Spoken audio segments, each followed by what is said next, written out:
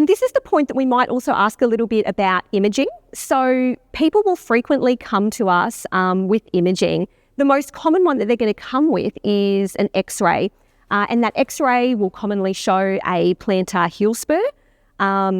So with our plantar heel spurs, we want to understand that these are very common in people with plantar heel pain, but we know that we see them commonly in other populations. So also in older people and also in people who have a high BMI. So there's not this really direct relationship between the presence of a calcaneal bone spur and plantar heel pain in terms of the symptoms that people experience. And therefore the current thinking is that this probably has little sort of influence on our treatment. Now, where I am taking note of that though, is in terms of that examination and diagnosis, we know that the presence of a calcaneal heel spur is going to make that lateral plantar nerve more susceptible to becoming entrapped. So again, the presence of that might get me thinking or including that neural aspect in my examination. The other really common imaging that they will come with is an ultrasound. So that's probably one of the second, most common.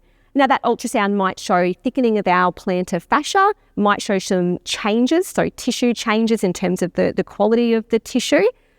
And those together would support that plantar fasciopathy type cause of our plantar heel pain, which is our most common that we see. So that's great. I'm certainly taking that on board, but I'm not kind of washing my hands and going, oh, okay, great, they've had imaging and therefore my job's done. It's not changing my examination from that perspective, because remember, we can have many structures of the heel involved and they can coexist. So yes, they might have a plantar fasciopathy, but are they also showing some signs of that chronic heel fat pad involvement or heel fat pad syndrome?